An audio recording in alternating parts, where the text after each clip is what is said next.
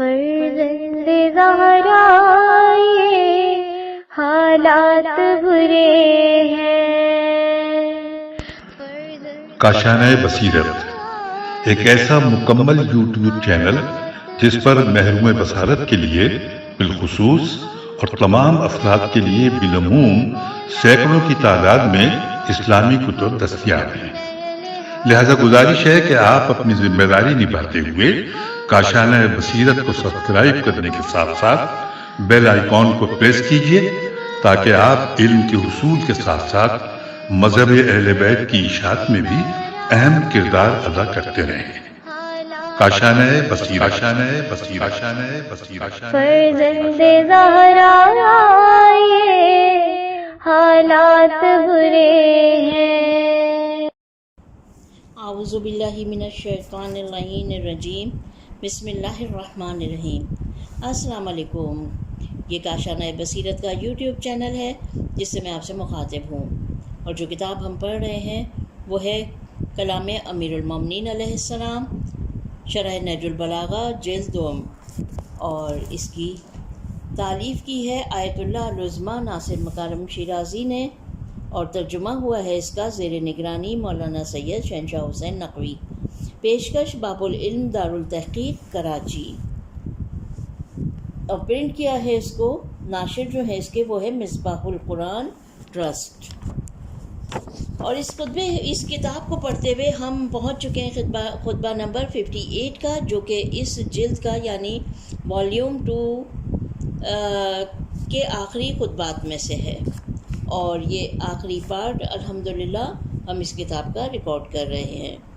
آئیے شروع کرتے ہیں۔ خطبہ نمبر 58۔ کلمہ بہ الخوارج حین تزال الحکومت وتنادو اللہ حکم الا للہ۔ سند خطبہ۔ اس خطبے کے بعض حصوں کو سید رضی رحمۃ اللہ علیہ سے پہلے ابن قتیبہ نے کتاب الامامہ والسیاستہ میں، اور ابن جوزی نے تذکرۃ الخواص اور طبری نے المستدرج میں بیان کیا ہے، اور ابن اسیر نے کتاب تھایا میں اس خطبے کے بعض الفاظ کے متعلق متعدد احتمالات نقل کیے ہیں، جو یہ ظاہر کرتے ہیں کہ اس کے پاس بھی اس خطبے کے مختلف نسخے موجود تھے۔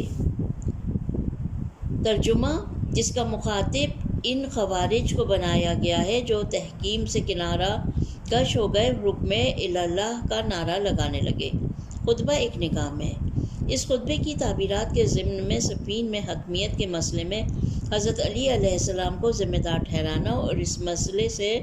خوارج کے پھر جانے کی طرف بخوبی نشاندہی ہوتی ہے کہ وہ معتقد تھے کہ حکمیت فقط خدا کے ساتھ مخصوص ہے، اور جو شخص اس کا انکار کرے اور غیر خدا کی طرف اسے سپرد کرے وہ دین خدا سے خارج ہو گیا ہے۔ یہ ہلکے دماغ والے اور غیر منطقی لوگ اس حد تک منحرف تھے کہ کہنے لگے حکمیت کا مسئلہ قبول کر کے علی علیہ السلام اسلام سے خارج ہو گئے، نعوذ باللہ، اور انہیں چاہیے کہ اس کے معترف ہو جائیں، پھر توبہ کریں، جبکہ حکمیت کی پیشکش امام کی جانب سے نہ تھی بلکہ آپ پر اسے تھوپا گیا تھا، اور بالفرض اگر ایسی پیشکش امام کی جانب سے تھی بھی تو مسئلہ حکمیت کی اصل خلاف اسلام نہیں ہے، اگرچہ صفین میں اس میں تحریف کر کے انہوں نے استفادہ کیا۔ امام اس خطبے میں ان پر لعنت کرتے ہیں اور ان کی اس پیشکش کی برائیاں ان کو بتا رہے ہیں، اور اس کے بعد مستقبل میں خوارج کی ذلت و نابودی کے بارے میں پیش گوئی کرتے ہیں۔ پہلا حصہ۔ خطبے کا پہلا حصہ شروع ہوتا ہے اصابکم حاسب ولا بقیہ منکم اثر، اور ختم ہوتا ہے فاتحہ قاطعا و اثارتا یتخذها الظالمون فیکم سنہ۔ ترجمہ، خدا کرے تم پر سخت آندیاں آئیں اور کوئی تمہارے حال کی اصلاح کرنے والا نہ رہ جائے۔ کیا میں پروردگار پر ایمان لانے اور رسول اکرم کے ساتھ جہاد کرنے کے بعد اپنے بارے میں کفر کا اعلان کر دوں؟ ایسا کروں گا تو میں گمراہ ہو جاؤں گا اور ہدایت یافتہ لوگوں میں نہ رہوں گا، جاؤ پلٹ جاؤ اپنی بدترین منزل کی طرف اور واپس چلے جاؤ اپنے نشانات قدم پر، مگر آگاہ رہو کہ میرے بعد تمہیں ہماگیر ذلت اور کاٹنے والی تلوار کا سامنا کرنا ہوگا اور اس طریقہ کار کا مقابلہ کرنا ہوگا جسے ظالم تمہارے بارے میں اپنی سنت بنا لیں گے، یعنی ہر چیز کو اپنے لیے مخصوص کر لینا۔ شرح و تفسیر۔ امام کی مظلومیت کی انتہا۔ جس طرح خطبے پر نگاہ کی بحث میں آیا کہ یہ ارشادات امام نے اس وقت ارشاد فرمائے جب خوارج کے ایک گروہ نے خود صفین میں حکمیت کی پیشکش کی تھی اور پھر اس سے انحراف کیا اور لا حکم الا للہ کا نعرہ حکمیت خدا کے ساتھ مخصوص ہے بلند کیا، یہاں تک کہ بے شرمی سے امام سے کہا کہ وہ بھی کفر کا اعتراف کر کے توبہ کریں تاکہ وہ ان کے ساتھ مل کر شامیوں سے جنگ کریں۔ امام نے ان کے جواب میں فرمایا، اصابکم حاسب ولا بقیہ منکم اسرٌ بعد ایمانی باللہ و جہادی مع رسول اللہ صلی اللہ علیہ وآلہ وسلم اشہد علی نفسی بالکفر لقد ضللت اذا وما انا من المہتدین۔ ترجمہ اس کا، خدا کرے تم پر سخت آندھیاں آئیں اور کوئی تمہارے حال کی اصلاح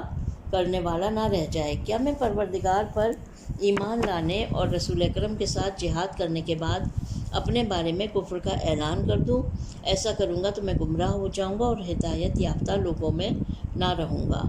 کتنا دردناک ہے علی علیہ السلام جیسے انسان کے لیے جو رسول اکرم صلی اللہ علیہ وسلم پر سب سے پہلے ایمان لائے ہیں اور تمام غزوات میں سوائے چند جگہوں پر وہ بھی پیغمبر اکرم کے کہنے پر شرکت کی ہو اور بڑے ایثار سے راہ اسلام میں کام انجام دیا ہو، اپنی زبان و تلوار سے شجر اسلام کی آبیاری کی ہو، وہ ایسے احمقوں کے چنگل میں پھنس جائیں کہ وہ اعتراف کفر کی پیشکش کریں، اس کے بعد اپنی حماقتوں کا کفارہ اس سے طلب کریں۔ شاید پوری تاریخ اسلام میں ایسا دردناک منظر اس رذالت کے ساتھ نہ ملے گا اور ہرگز بافضیلت و شرافت انسان ایسی نادان قوم کے چنگل میں ایسی فضیحت کے ساتھ گرفتار نہ ہوا ہوگا۔ یہی وہ مقام ہے کہ اعتراف کرنا پڑے کہ علی علیہ السلام سب سے مظلوم تر تھے اور ہیں۔ جی ہاں، جس طرح گزشتہ خطبے میں گزرا اور اسی طرح جملہ فإنی ولدت علی الفطرۃ وسبقت الی الایمان والہجرۃ، میں توحید کی فطرت پر متولد ہوا اور ایمان و ہجرت میں سب پر سابق ہوں۔ شیعہ و سنی دانشمندوں کے بہت سارے شواہد گواہ ہیں کہ علی علیہ السلام ایمان میں سابق اور ہجرت میں سبقت یافتہ تھے، آغوش پیغمبر میں پرورش پائی اور ایک لحظہ بھی خدا کا شریک نہ ٹھہرایا اور عرصہ جاہلیت کی گرد و غبار ان کے دامن پر نہ بیٹھی اور جہاد کے تمام میدانوں میں حاضر تھے سوائے تبوک کے، جس میں رسول اللہ صلی اللہ علیہ وسلم کے فرمان کے مطابق مدینے کی حفاظت کے لیے وہاں رہے۔ جملہ اصابکم صاحباً حاسب کے معنی ایسا شدید طوفان جو پتھروں کو بھی اپنے ساتھ اکھاڑ کر لے جائے اور ساری چیزیں نابود کر دے پر توجہ، یہ خوارج پر ایک قسم کی لعنت ہے کہ خداوند عالم ان کو آسمانی بلاؤں سے نابود کر دے اور ہو سکتا ہے کہ کنایہ ہو اجتماعی مصیبتوں کی طرف کہ جو بالآخر انہیں اپنی لپیٹ میں لے لیں گی۔ ولا بقیہ منکم اثر کے جملے میں اس بات پر توجہ کرتے ہوئے کہ اثر اس شخص کے معنی میں ہے کہ جو کوئی خبر نقل کرتا ہے، یہ اس مطلب کی جانب اشارہ ہوگا کہ تم سب نابود ہو، اس طرح کہ تم میں سے ایک بھی نہ بچے جو تمہاری خبر دوسروں کو نقل کرے۔ البتہ یہ لفظ دیگر صورتوں میں بھی نقل ہوا ہے جس کے مختلف معنی ہیں اور ہم اس پر مرحوم سید رضی کے کلام کی شرح میں اس بات کی ذیل میں بحث کریں گے۔ اس کے بعد امام فرماتے ہیں کہ میں کس طرح ایسی نامعقول اور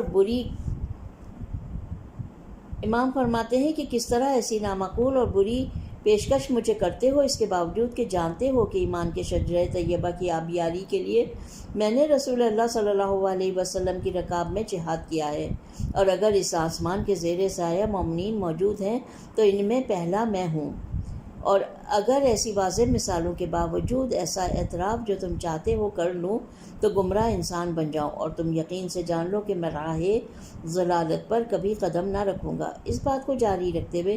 امام دو اور مطالب بیان کرتے ہیں۔ پہلا مطلب یہ کہ منحرف اور ضدی لوگوں پر ان دو جملوں کے ذریعے لعنت بھیجتے ہیں۔ فَأُوبُوا، اوب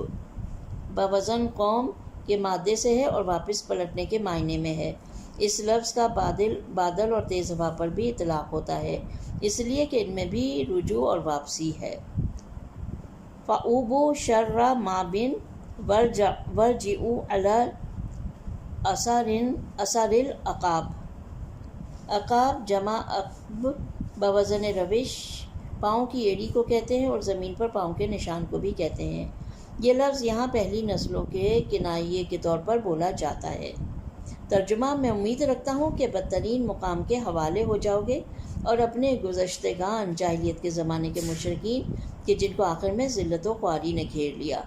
کی جانب پلٹ جاؤ۔ پہلے جملے میں بیزاری کا اظہار کرتے ہیں کہ خدا بند عالم تم لوگوں کو دنیا اور آخرت میں بدترین جگہ عطا کرے اور دنیا میں ذلیل و خوار ہو کر دشمنوں کے چنگل میں گرفتار ہو جاؤ اور آخرت میں عذاب الہی میں گرفتار ہو جاؤ۔ اور دوسرے جملے میں خداوند عالم سے چاہتے ہیں کہ انہیں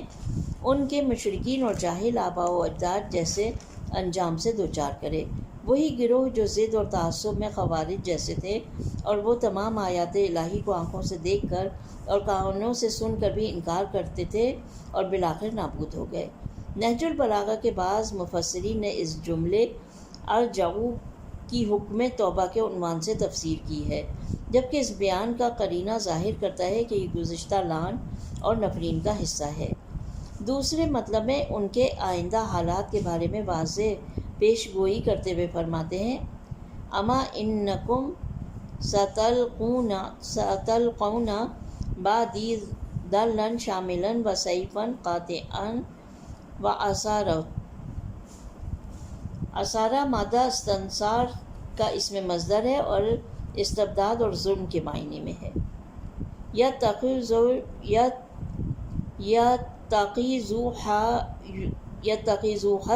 الظالمون فیکم سنتون،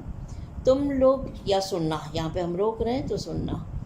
تم لوگ جان لو۔ ترجمہ: تم لوگ جان لو کہ میرے بعد جلد ہی خواری اور ذلت تمہارے سارے وجود کو گھیر لے گی اور تیز تلواروں میں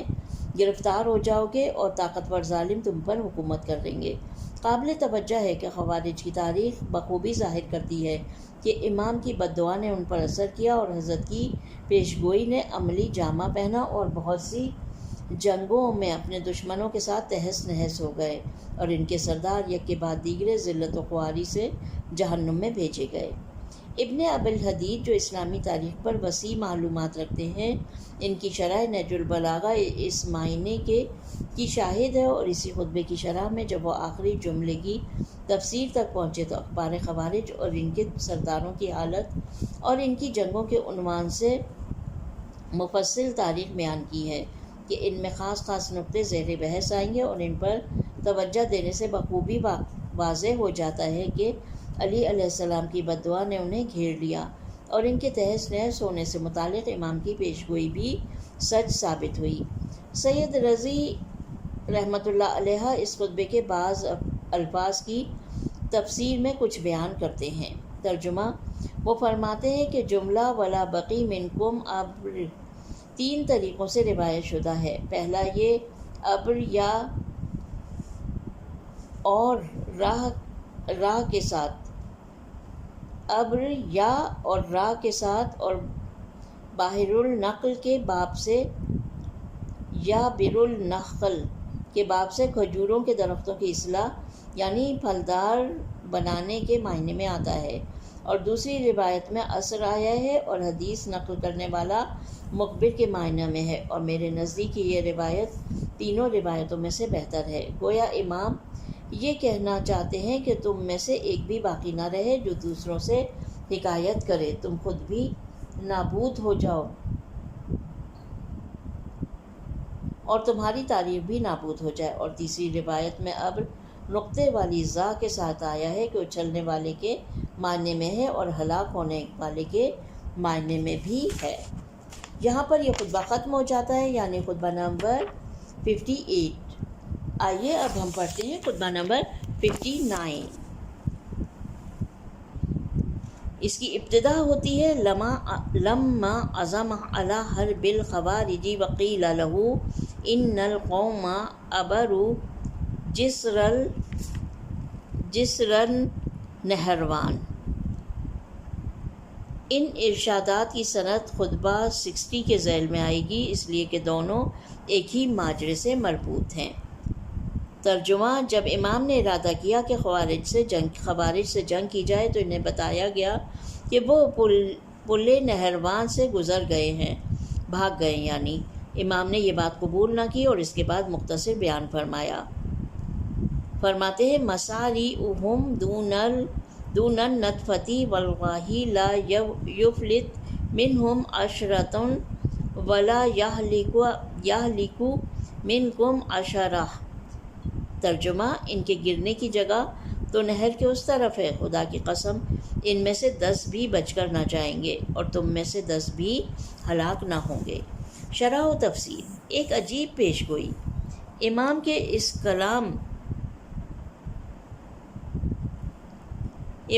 کلام کو شان درود اور ماجرا امام کے اس کلام کا شان ورود اور ماجرا کچھ اس طرح سے ہے کہ جب خوارج کی شرارتیں زیادہ بڑھ گئیں اور ہر روز ایک ظلم کے مرتکب ہوتے تھے، امام نے ارادہ کیا کہ ان کا کام ایک ہی مرتبہ ختم کیا جائے، اور چونکہ ان کا مرکز نہروان کوفے کے قرب و جوار میں تھا، اس طرف چل پڑے۔ جب ان کے علاقے کے قریب پہنچے تو ایک شخص حضرت کی خدمت میں آیا اور عرض کیا، اے امیر المومنین، آپ کو بشارت ہو، جب خوارج نے اپنے علاقے میں آپ کے آنے کی خبر سنی تو وہ نہر عبور کر گئے اور عقب نشین ہو گئے۔ امام نے فرمایا، کیا تو نے خود اپنی آنکھوں سے دیکھا کہ نہر کے اس طرف عبور کر گئے؟ عرض کیا، جی ہاں۔ امام نے فرمایا، خدا کی قسم انہوں نے عبور نہیں کی اور نہ عبور کریں گے، اور ان کی قتل گاہ نہر کے اس طرف ہے۔ اور عجیب بات یہ ہے کہ امام کے اصحاب میں سے ایک دوسری جماعت کے افراد ایک دوسرے کے بعد آئے اور یہی خبر امام کو دی اور امام نے قبول نہ کیا۔ اس کے بعد خود مرکب پر سوار ہوئے اور ایسی جگہ پہنچے جہاں سے لشکر خوارج نمایاں تھا، تلواروں کے غلاف توڑ کے اور گھوڑوں کو بٹھا کے سب امام سے جنگ کے لیے تیار ہو کر کھڑے ہیں۔ ظاہراً وہ لوگ جو یہ جھوٹی خبر دے رہے تھے وہ خوارج میں اپنا اثر و رسوخ رکھتے تھے یا وہ سادہ لوگ تھے جو ان افراد کے زیر اثر واقع ہوئے تھے، اور وہ چاہتے تھے کہ اس ترتیب سے امام کی ضربات سے خوارج کو بچائیں۔ بہرحال اس واقعے میں بعض روایات کے مطابق ایک نوجوان لشکر علی علیہ السلام میں تھا۔ اس نے جب خوارج کی نہر پر سے عبور کرنے کی خبریں مسلسل سنی اور اس خبر کی تردید پر حضرت کے اصرار کو مشاہدہ کیا تو امام علیہ السلام کی امامت میں شک کیا اور خود سے کہنے لگا کہ میں ان کے ساتھ جاتا ہوں، اگر عبور والی بات سچ ہوئی تو چشم امام علیہ السلام پر ایک دم حملہ کروں گا۔ اور جب اس نے کلام میں امام علیہ السلام کو صادق پایا تو حضرت سے تقاضۂ عفو و بخشش کی۔ بہرحال اس گفتگو میں 2 خبریں غیب اور اہم پیشگوئیوں سے متعلق بیان کی گئی ہیں۔ پہلی بات یہ ہے کہ آپ نے فرمایا ان کی قتل گاہ نہر کے اس طرف ہے۔ مساریعہم دون النطفۃ، یہ اس بات کی جانب اشارہ ہے کہ وہ نہر عبور نہیں کریں گے اور اس طرف ہی جنگ کے لیے تیار ہیں، اور ہم بھی ان سے جنگ کریں گے، اور آخر یہ ہوگا کہ وہ نہر کے اس جانب ہی بے جان جسم ہو کر پڑے رہیں گے۔ لفظ نطفہ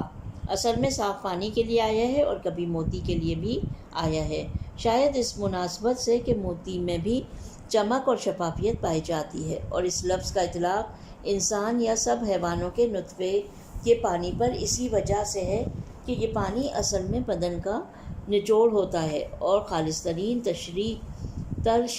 ترشح ہے جو وجود انسان میں دیکھا گیا ہے۔ بہرحال مورود بحث کلام میں یہ لفظ ایک ایسی نہر کی جانب اشارہ ہے جو نہروان کے کنارے سے گزرتی ہے اور ظاہراً دریائے دجلہ کی ایک شاخ تھی۔ توجہ رہے کہ فرات کے پانی اور دجلہ کے پانی میں فرق ہے۔ فرات کا پانی غالباً گدلا ہوتا ہے اور دجلہ کا پانی غالباً صاف شفاف ہوتا ہے، اور مذکورہ تعبیر ممکن ہے اسی نقطے کی جانب اشارہ ہو۔ اور دوسری پیشگوئی میں فرماتے ہیں واللہ لا یفلت منہم عشرۃ ولا یہلک منکم عشرہ۔ یفلت افلاط کے مادے سے فارغ ہو جانا اور فارغ کرنا دونوں معنی کے لیے آیا ہے۔ بعض نے کہا ہے تیزی سے فارغ ہونے کے معنی میں ہے۔ ترجمہ خدا کی قسم ان میں سے 10 لوگ بھی نجات نہیں پائیں گے اور تم میں سے 10 لوگ بھی نہ مارے جائیں گے۔ اس پیشگوئی اور قسم سے مربوط وضاحت سے بخوبی نشاندہی ہوتی ہے کہ امام علیہ السلام کسی اور جگہ سے اطلاعات حاصل کرتے ہیں اور لوگوں کو رونما ہونے والے حادثات کے بارے میں خبر دیتے ہیں۔ مورخین لکھتے ہیں کہ جب امام علی علیہ السلام کے ہاتھوں خوارج کا قتل عام ہوا اور سب مر گئے، ان میں سے صرف 9 آدمی آپ کے ہاتھ سے بچ کر نکل گئے اور مسلم علاقوں میں فرار ہو گئے۔ ان میں سے 2 خوارج امان اور 2 آدمی کرمان، 2 خوارج عمان اور 2 آدمی کرمان، 2 آدمی سیستان اور 2 آدمی جزیرہ اور 1 آدمی تل موزون خوزستان کی طرف چلے گئے۔ جزیرہ ایک نام ہے جس کا اطلاق دجلہ اور فرات کے درمیان واقع تمام حصوں پر ہوتا ہے۔ یہ وہی لوگ تھے جنہوں نے تنگ نظر اور جاہل افراد کو اپنے گرد جمع کر کے فتنہ و فساد برپا کیا، اور امیر المومنین علیہ السلام کے 8 ساتھیوں نے اس جنگ میں جام شہادت نوش کیا۔ ابن ابی الحدید اس بیان کے ذیل میں لکھتا ہے کہ غیبی خبریں اور پیش گوئیاں 2 قسم کی ہیں۔ بعض کلی طور پر مبہم ہیں اور وہ معجزہ بیان نہیں کر سکتی ہیں، لیکن کبھی واقعی کی خصوصیات، جزیات اور تعداد کا پتہ دے سکتی ہیں۔ جیسے مذکورہ بالا خطبے میں موجود ہے، ایسے امور انجام پانا بغیر اس علم کے ممکن نہیں جسے پروردگار نے رسول اللہ صلی اللہ علیہ وسلم اور رسول اللہ نے امام علی علیہ السلام کے اختیار میں دیا ہے۔ پیش گوئی بھی انسان اللہ کی مدد کے بغیر ایسے امور جو اب تک واقع نہیں ہوئے ہوں ان کے ادراک پر قادر نہیں ہو سکتا، اور جہاں ایسی بات دیکھی جائے تو وہ خدا کا معجزہ ہوگا۔ اس کے بعد پیغمبر اکرم صلی اللہ علیہ وسلم کی ایک روایت کو بیان کرتے ہیں جس میں آن حضرت نے امام علی علیہ السلام کو خطاب کرتے ہوئے فرمایا، ترجمہ اس ذات کی قسم جس کے دست قدرت میں میری جان ہے، اگر مجھے اپنی امت کے کچھ گروہوں سے یہ ڈر نہ ہوتا کہ وہ تمہارے بارے میں کہیں گے کہ جو عیسیٰ ابن مریم کے بارے میں کہتے تھے، تو آج تمہارے بارے میں ایسی بات کہتا کہ تم جہاں سے گزرتے لوگ تمہارے قدموں کی خاک تبرک کے طور پر اٹھا لیتے۔ مرحوم سید رضی رحمۃ اللہ علیہ اس خطبے کے آخر میں فرماتے ہیں، ترجمہ مذکورہ خطبے میں امام کی نطفہ سے مراد نہر کا پانی ہے، اور یہ فصیح ترین کنایہ ہے جو پانی کے بارے میں کہا جاتا ہے، چاہے پانی زیادہ مقدار میں ہو، اور ہم نے اس بات کی جانب گزشتہ خطبہ 48 میں اس جیسی گفتگو میں اشارہ کیا تھا۔ نکات۔ اب خطبے کے نکات پڑھتے ہیں۔ آیا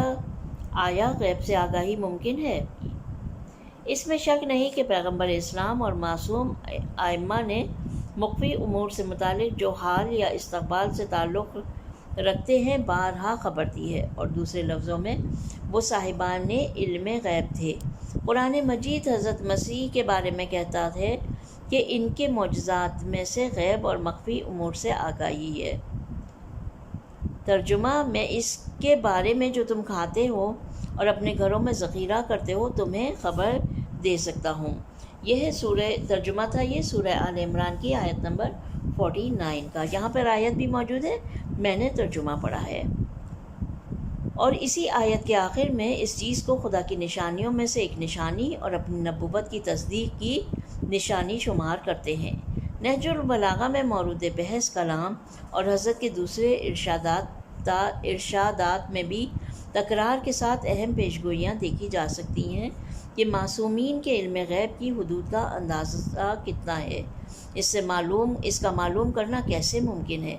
اور ظاہراً آیات جو کہتی ہیں علم غیب خدا سے مخصوص ہے، ان کی کیا تفسیر کی جائے، اور وہ روایات جو اس بارے میں وارد ہوئی ہیں ان کے کیا معنی ہیں، اس بارے میں بہت کچھ کہا جا سکتا ہے۔ خدا نے چاہا تو خطبہ 128 میں اس کی تشریح ہوگی۔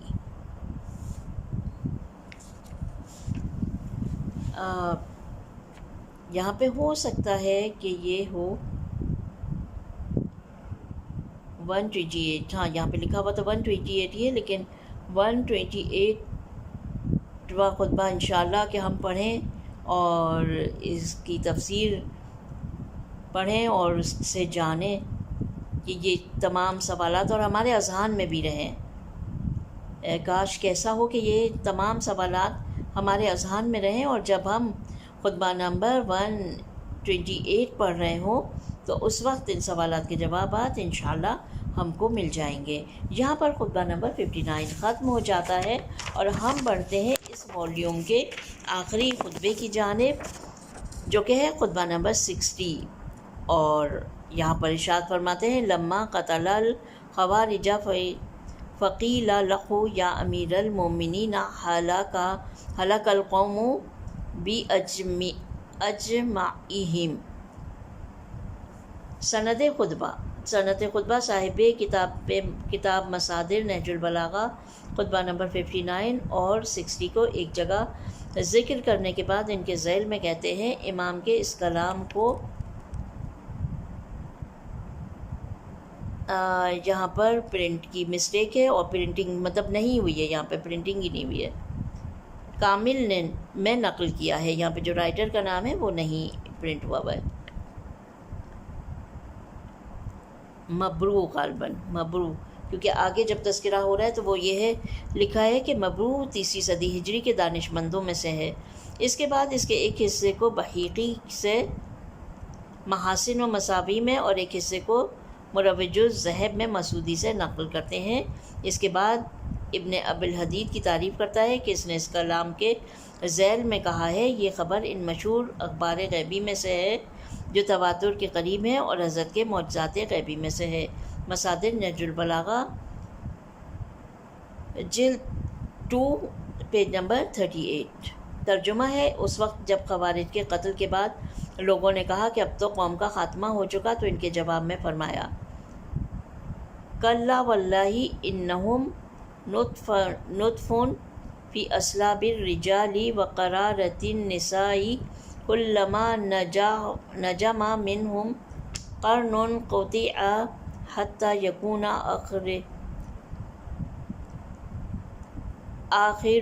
آخرہم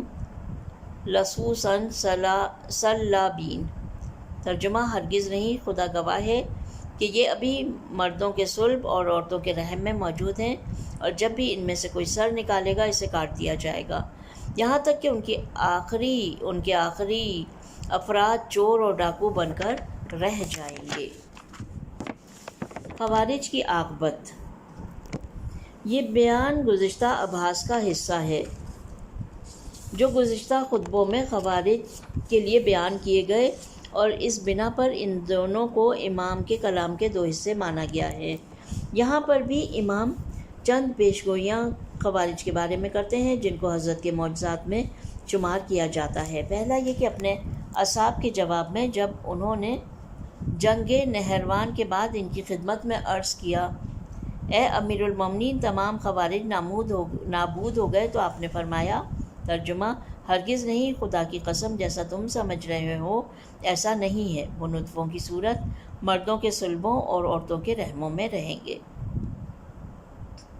بالفرض ان کے مرد اس جنگ میں مارے گئے، لیکن دوسرے نطفے آنے والے وقت میں پرورش پائیں گے اور ماؤں سے متولد ہوں گے جو راہ خوارج پر چلیں گے اور ان کے دین سے مل جائیں گے، اور اسی طرح جیسے امام نے پیشگوئی فرمائی تھی بعد والے برسوں میں بلکہ صدیوں بعد بھی ایک گروہ وجود میں آئے گا اور وہ خوارج کی راہ ذلت کو جاری رکھے گا۔ مزید یہ کہ جس طرح پہلے بھی اشارہ ہوا 9 آدمی جنگ نہرواں میں بچ نکلے اور بھاگ گئے اور مختلف شہروں میں پھیل گئے اور اس فاسد و مفسد مکتب کی بنیاد رکھی۔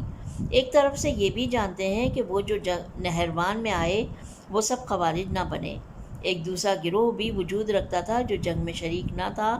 مگر اس نے خوارج کے مشن کو جاری رکھا، اور امام پیش گوئی کرتے ہوئے فرماتے ہیں کلھا نجما منہم قرن قطیعہ۔ نجمن بوزن نجم کے مادے سے طلوع کرنے اور ہر چیز کے اچانک ظاہر ہونے کے معنی پر بھی اطلاق ہوتا ہے۔ ترجمہ: جب بھی ان میں سے ایک شاخ ابھرے گی اس کو کاٹا جائے گا۔ یہ بات ایک جانب سے خوارج کی شرارت، شیطانیت اور درندہ صفت ہونے کی طرف اشارہ ہے کہ جس طرح ایک سینگ والا حیوان دوسروں کی ایذا رسانی کے در پہ ہوتا ہے، اور دوسری جانب سے ان کے پے در پہ شکستوں اور ناکامیوں کی جانب اشارہ ہے جو انہیں ان کی پوری زندگی کی تاریخ میں پیش آئیں، اور جس طرح ان کے بارے میں آئندہ نقطوں کی بحث میں آئے گا۔ یہ بات وضاحت سے تاریخ میں آئی ہے، اور اس بات کے آخر میں تیسری پیش گوئی فرمائی ہے، اور وہ یہ ہے وہ آخر ترجمہ اس کا وہ آخرکار چور اور ڈاکو بن کر رہ جائیں گے، یعنی گروہی شکل میں مذہبی اور سیاسی اصطلاح میں پلک جھپکنے میں چور اور ڈاکو بن جائیں گے۔ جیسا کہ نکات کی بحث میں آئے گا کہ حضرت کی یہ پیش گوئی تاریخی اعتبار سے بھی سچ ثابت ہوئی، کیونکہ متعدد ارباب تواریخ اور اہل تحقیق نے خوارج کے نام لیے ہیں کہ خطرناک چوروں کی صورت میں ہو کر نکلے اور رستوں پر لوگوں کو لوٹنا شروع کیا۔ نکات: پہلا نکتہ، خوارج ایک طرز فکر کا نام ہے، نہ کہ ایک گروہ کا نام۔ کلام بالا سے بخوبی استفادہ ہوتا ہے کہ امام خوارج کو ایک گروہ نہیں سمجھتے بلکہ ایک طرز فکر شمار کرتے ہیں جو تاریخ اسلام کے مختلف ادوار میں ظاہر ہوتے تھے، حتیٰ کہ تاریخ میں موجود قرائن سے معلوم ہوتا ہے کہ ان کا یہ طرز فکر اثر پیغمبر سے ہی ظاہر ہے۔ بزرگ مفسر قرآن مرحوم تبریسی ابو سعید خدری سے اس آیت بسم اللہ الرحمن الرحیم وَمِنْهُمْ مَنْ يَلْمِزُكَ فِي الصَّدَقَاتِ سورہ توبہ کی آیت نمبر 58 کے ذیل میں نقل کرتے ہیں، جب پیغمبر اکرم صلی اللہ علیہ وسلم تقسیم غنائم میں مشغول تھے۔ ابن عباس کے کہنے کے مطابق غنائم کا تعلق حوازن قبیلے سے تھا جو حنین والے دن تقسیم کیے جا رہے تھے۔ ایک شخص بنام ہرقوس بن زہیر رسول اللہ کے پاس آیا اور اعتراضاً کہا، اے رسول خدا، تقسیم غنائم میں عدالت سے کام لیں۔ پیغمبر خفا ہوئے اور فرمایا، تم پروائے ہو، ہم عدالت کا خیال نہ کریں گے تو کون کرے گا؟ خلیفہ ثانی نے کہا، یا رسول اللہ، اگر اجازت دیں تو اس کی گردن اڑا دوں۔ رسول اکرم صلی اللہ علیہ وسلم نے جواب دیا، ترجمہ: اسے چھوڑ دو، اور اس کے اور ساتھی ہیں تم لوگ اپنی نمازوں کو ان کی نمازوں کے مقابلے میں کم شمار کرو گے اور اپنے روزوں کو ان کے روزوں کے مقابلے میں حقیر شمار کرو گے، لیکن یہ لوگ دین خدا سے ایسی تیزی سے خارج ہو جائیں گے جس طرح کمان سے تیر نکلتا ہے۔ اس کے بعد مرحوم تبریسی لکھتے ہیں کہ ایک دوسری حدیث میں آیا ہے کہ پیغمبر نے ان کے بارے میں اس طرح فرمایا، فَإِذَا خَرَجُوا فَاقْتُلُوهُمْ ثُمَّ إِذَا خَرَجُوا فَاقْتُلُوهُمْ جب بھی وہ خروج کریں گے انہیں قتل کر دو، پھر جب وہ خروج کرے انہیں قتل کر دو۔ اس وقت مذکورہ بالا آیت نازل ہوئی جس میں ارشاد ہوتا ہے، بعض لوگ ایسے ہیں جو تیری تقسیم غنائم پر اعتراض کرتے ہیں، جب ان کو زیادہ حصہ دیا جاتا ہے تو خوش ہوتے ہیں، اگر نہ دیا جائے تو غصہ کرتے ہیں۔ یہ بات بخوبی ظاہر کرتی ہے کہ اس گروہ کی سوچ کی جڑ اثر رسول اللہ صلی اللہ علیہ وسلم کے زمانے سے ہے کہ جب ان کے منافع کو خطرہ ہوتا تھا تو پیغمبر کی شان میں گستاخی سے بھی گریز نہیں کرتے تھے۔ ابن ابی الحدید مسند ابن حنبل سے نقل کرتا ہے کہ عائشہ نے مسروق سے سوال کیا، مخدج خوارج کا ایک مشہور سردار، کہ مقدس کے بارے میں کیا جانتے ہو؟ کہا علی بن ابی طالب نے اسے نہروان کے قریب موت کے گھاٹ اتار دیا۔ عائشہ نے کہا اس مسئلے کے بارے میں کوئی گواہ ہے؟ مسروق کچھ لوگوں کو عائشہ کے پاس لے آیا جو اس واقعے کے گواہ تھے، اور انہوں نے گواہی دی کہ مقدس مارا گیا۔ اس کے بعد مسروق نے قبر پیغمبر کی جانب اشارہ کر کے عائشہ سے کہا تجھے اس صاحب قبر کی قسم ان سے خوارج کے بارے میں کیا سنا تھا؟ عائشہ نے کہا میں نے سنا وہ فرماتے تھے، ترجمہ یہ لوگ سب سے بری مخلوق اور بدترین انسان ہیں، انہیں خدا کے مقرب ترین اور بہترین مخلوق میں سے کوئی قتل کرے گا۔ خوارج کی خصوصیات کو اس طرح خلاصہ کیا جا سکتا ہے کہ وہ ایسے گروہ تھے جو ظاہراً عبادت میں سخت پابند تھے، یہاں تک کہ معمولی مستحب اور مکروہ کو بھی نہ چھوڑتے تھے، اور یہ چیز ان کے غرور و احساس برتری کے اسباب میں سے ایک تھی۔ اور ان کے مقابلے میں ایسے افراد جو بہت جاہل، متعصب، بہت ضدی، جسور، بے ادب اور اپنے مقاصد حاصل کرنے میں بے رحم اور سخت دل موجود تھے۔ ان کا ایک نمایاں نمونہ اسی داستان ذوالخویصرہ خرقوس جو پیغمبر کے زمانے میں واقع ہوئی مشاہدہ کیا جا سکتا ہے۔ صحیح ہے کہ خوارج کا ظہور صفین میں اور داستان حکمین کے بعد عصر علی علیہ السلام میں ہوا تھا، لیکن اس کا مطلب یہ نہیں ہے کہ خوارجی سوچ اس سے پہلے نہ تھی۔ آج بھی یہ پست سوچ معاشرے کے مختلف گروہوں میں پیدا ہوتی ہے، اور شاید بہت سارے وہابی اس زمرے میں شمار ہوتے ہیں۔ اپنے معاشرے میں بھی ایسے افراد ہم دیکھتے ہیں جو ظاہراً عبادتوں کے سخت پابند ہیں، لیکن کبھی بہت بڑے متقی عالموں اور دینی خدمت گزاروں پر اعتراض کرتے ہیں اور ان کو صحیح راہ سے منحرف سمجھتے ہیں، اور فتنہ، شرارت اور فساد کے درپے ہوتے ہیں۔ خوارج سے مقابلہ سوائے سخت مواقع کے جنگی طریقے سے ممکن نہیں، جیسے کہ آئندہ خطبے میں آئے گا۔ ایسی اجتماعی بیماریوں کے علاج کا راستہ دینی اور اعتقادی مسائل کے میدان میں علم و آگاہی کو بلند سطح پر لے جانا ہے۔ امیر المومنین علیہ السلام خوارج کی جہالت کی طرف 36 میں خطبے میں اشارہ کرتے ہوئے فرماتے ہیں، ترجمہ اے کم عقل والے نادانو، میں نے کوئی غلط کام انجام نہیں دیا تھا اور تمہیں کوئی نقصان نہیں پہنچانا چاہتا تھا کہ تم لوگ اس طرح میرے اور میرے اصحاب کے مقابلے میں کھڑے ہو گئے ہو اور بے گناہ لوگوں کو قتل کرتے ہو۔ ان کے انحراف کے لیے اتنا ہی کافی ہے کہ مسئلہ حکمیت کی بنیاد خود رکھی، جبکہ حضرت علی علیہ السلام اس کے مخالف تھے۔ اس کے بعد حکمیت کی وجہ سے امام علیہ السلام کو برا بھلا کہا، اور ایسا فرد جو ایمان کا لب لباب، اسلام کا بنیاد گزار اور سچے مومن کا مکمل نمونہ تھا، اسے کفر سے توبہ کرنے کے لیے کہا، العیاذ باللہ۔ یہ چیزیں ان کی جہالت، تعصب اور ضد کی واضح دلیل تھی۔ ان کی بے رحمی اور وحشی پن کے لیے یہ کافی ہے کہ پیغمبر کے ایک صحابی عبداللہ ابن خباب کو جو بہت پاک اور با ایمان تھا، ان کو اس جرم میں کہ حضرت علی علیہ السلام سے بیزاری کا اظہار نہ کیا، وحشیانہ طریقے سے شہید کر دیا اور ان کی زوجہ کا شکم چاک کیا، جبکہ یہودیوں کو مارنے سے روکتے تھے۔ حتیٰ کہ ایک سور مارنے پر بھی ایک شخص پر اعتراض کیا کہ ایک مخلوق خدا کو کیوں مار دیا۔ ان کا ظاہر ایسا دھوکے دینے والا تھا کہ ابن عباس ان کا وصف اس طرح بیان کرتے ہیں، کثرت عبادت سے ان کی پیشانیوں پر نشان پڑ چکے تھے، اور ان کے ہاتھ میں اس وجہ سے کہ سجدوں میں خشک اور جلتی زمین پر رکھتے تھے، اونٹ کے گھٹنے کی طرح سخت ہو چکے تھے۔ پرانے کپڑے پہنتے تھے اور اپنے دامنوں کو جنگ کے لیے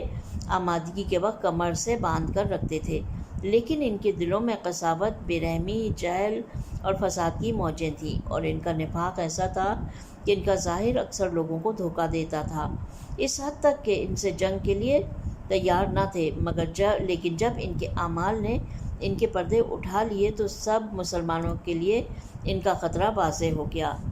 ان کے اعمال میں اتنا ضد و تناقض تھا کہ کبھی ایک چھوٹی سی چیز پر بھی معترض ہوتے تھے کہ کیوں فلاں شخص نے ایک کھجور جو درخت کے نیچے گری پڑی تھی اس کے مالک کی اجازت کے بغیر اٹھائی اور کھائی، لیکن کبھی، جیسا کہ بتایا گیا، کہ ایک مسلمان مثل عبداللہ ابن خباب اور اس کی زوجہ کو جو حاملہ تھیں بکری کی طرح ذبح کر دیا۔ نہ فقط عملی مسائل میں ایسے تضادات میں گرفتار تھے بلکہ فقہی و کلامی اعتقادات میں بھی ایسی ہی خصوصیات کے حامل تھے، اور گناہ کبیرہ کے مرتکب کو جو بھی گناہ ہو کافر اور واجب القتل سمجھتے تھے، اور مسئلہ حکومت میں جیسا کہ پہلے ذکر ہوا ایک عجیب حرج و مرج اور حاکم کے عدم تعین کے قائل تھے۔ قرائن ظاہر کرتے ہیں کہ وہ مسائل جنسی میں شہوت پرست تھے،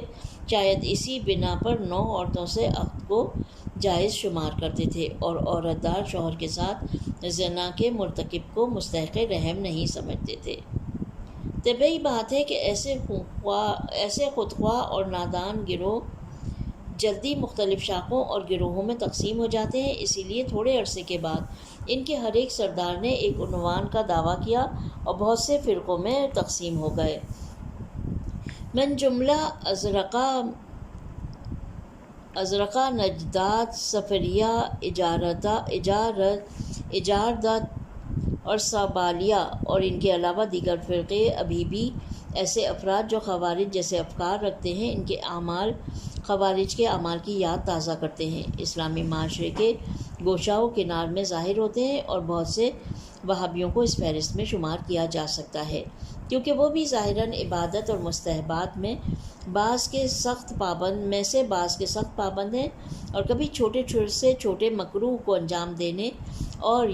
یا مستحبات کی مخالفت کو جائز نہیں سمجھتے، لیکن اس کے مقابل میں اکثر مسلمانوں کو چاہے شیعہ و سنی ہو مشرک شمار کرتے ہیں اور ان کا خون بہانے کو مباح سمجھتے ہیں، اور اس کے باوجود کہ فکر اسلامی اور عقائد کی نظر سے بہت کمزور ہیں، خود کو برتر سمجھتے ہیں۔ خوارج کی نادانی اور غرور، تکبر، بے رحمی، قسادت قلبی ان کے وجود سے واضح طور پر جھلکتی ہے۔ یہ بھی خوارج کی طرح اپنے آپ کو حق مطلق اور باقی تمام کو باطل مطلق تصور کرتے ہیں، یا یہ کہ اسلامی تعلیمات سے کم آگاہی رکھتے ہیں۔ دوسرا نقطہ، آخر خوارج چوروں اور لٹیروں کی صورت میں ظاہر ہو گئے۔ یہ جو امام نے مذکورہ بیان کے آخر میں پیش گوئی فرمائی کہ خوارج کا آخری گروہ چوروں اور لٹیروں کی صورت ظاہر ہوگا، تاریخ اسلام اس پر گواہ ہے۔ ابن ابی الحدید کے قول کے مطابق خوارج میں سے بڑے بڑے سردار چوری اور غارت گری میں مبتلا ہوئے۔ ان میں سے ایک نام ولید بن طریف شیبانی کا ہے، جو ہارون رشید کی حکومت کے زمانے میں تھا۔ ہارون نے قبیلہ بنی شیبان ہی کے ایک فرد یزید بن مزید کو ولید کے تعاقب میں بھیجا۔ یزید نے ولید کو قتل کیا اور اس کا سر ہارون کے پاس لے آیا۔ متوکل عباسی کے دنوں میں بھی ان میں سے ایک دوسرا شخص بنام ابن عمرو خشعمی راہزنی، شرارت اور راستوں میں بدامنی پیدا کرنے والے کے طور پر مشہور ہوا۔ ابو سعید بن یوسف تائی نام کا ایک فرد حکومت وقت کی جانب سے اس کے تعاقب پر مامور ہوا۔ اگرچہ وہ خود فرار ہونے میں کامیاب ہو گیا، لیکن اس کے بہت سے ساتھی مارے گئے اور بطہرے اسیر ہوئے۔ اس کے بعد خوارج کی دوسری جماعت کرمان اور عمان کے علاقوں میں چوری اور شرارت میں مشغول ہو گئی۔ ان کو مفسدین فی الارض اور محاربین کی طرح قرار دیا گیا، جس کا ابو اسحاق صابی نے کتاب التاجی میں ذکر کیا ہے۔ یہاں پر والیوم 2 ختم ہو چکا ہے الحمدللہ، اور آج شب 19 ہے، شب ضربت مولا کائنات امیر المومنین علی ابن ابی طالب علیہ السلام، اور ہمیں یہ موقع ملا کہ ہم امام سے قریب ہو سکیں، اور اس والیوم کو اور ان خطبات کو آج ہم نے اختتام پذیر کیا ہے اس شب میں، کہ جب کہ ہم مسلسل امام کا ذکر کر رہے ہیں اور تذکرہ کر رہے ہیں، اور ان آخری خطبات کو ہم نے پڑھنے کی، جاننے کی اور سمجھنے کی کوشش کی۔ پروردگار عالم سے دعا ہے کہ وہ اپنی بارگاہ میں ہماری اس کوشش اور اس کاوش کو قبول اور مقبول فرمائے۔ ربنا تقبل منا انک انت السمیع العلیم۔ اپنا بہت خیال رکھیں۔ خدا حافظ۔